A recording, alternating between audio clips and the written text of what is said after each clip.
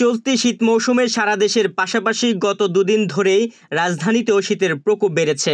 দিনের বেলায় ঘন কুয়াশায় সূর্যের দেখা মেলেনি 2 কোটির বেশি মানুষের এই শহরে।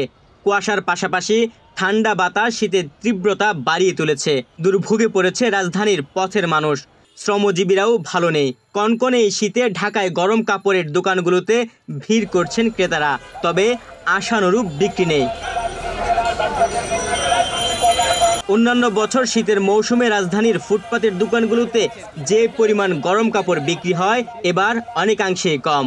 দোকানগুলোতে মানুষের ভিড় থাকলেও গরম পোশাক নিচ্ছেন না তারা। গত বছরের তো শীত পড়ছে এবার বেশি, কিন্তু বেচাকিনি ভাই তেমন বেশি নাই, বেচাকিনি নাই। এই কারণে ওই 30-এর যেটাতে 35 কিনা পড়ছে, 40 কিনা পড়ছে, ওটা এখন 30-এ ছাই দিতে আছি। কিন্তু মাল কি করবো আমি? না আঙ্কেল, বেচা কিনি না। গতবার থেকে এবার একবার আরো খারাপ, অনেক খারাপ। কাস্টমার না কিনলে চলে। কমান কি কম কন। গতবার এর থেকে ভালো আসছিল, এবার একবার অবস্থা খুবই খারাপ। বেচা কিনি না কিনলে চলে। কি কম কন, মানুষের হাতে হয়তো টাকা পয়সা নেই, এরকম হইতে পারে। আমরাও বেকার দায়ী। আবহাওয়া অধিদপ্তরের তথ্য পর্যালোচনায় দেখা গেছে, নতুন বছরের প্রথম দিন থেকে রাজধানীতে সর্বোচ্চ এবং সর্বনিম্ন তাপমাত্রা পার্থক্য কমে 5 ডিগ্রিতে নেমে এসেছে, যা কয়েকদিন আগেও 10 ডিগ্রির বেশি ছিল।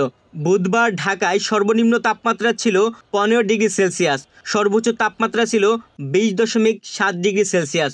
অন্যান্য বিভাগের তাপমাত্রার ক্ষেত্রে প্রায় একই চিত্র দেখা গেছে। রাজধানীতে সচরাচর আমরা অন্যান্যবার এত শীত দেখি নাই, আজকে যতটা শীত পড়তেছে। গতকাল থেকে এখানে শৈত্যপ্রবাহ চলতেছে, যার প্রেক্ষিতে এখানে সাধারণ এবং দিনমজুর যারা, তাদের জীবনযাত্রার মান অনেকটাই দুর্বিষহ হয়ে পড়েছে। শীত অনেক অন্যান্যবার হচ্ছে, অন্য বছর হচ্ছে বেশি। এবার প্রথম শুরু থেকেই বেশি শীত দেখা যাচ্ছে। আমার মনে হয় এর চেয়ে আরও বেশি শীত হওয়ার সম্ভাবনা আছে। এই অবস্থায় থাকলে তো অনেক মানুষের ভোগান্তির ভিতরে পড়তে হবে।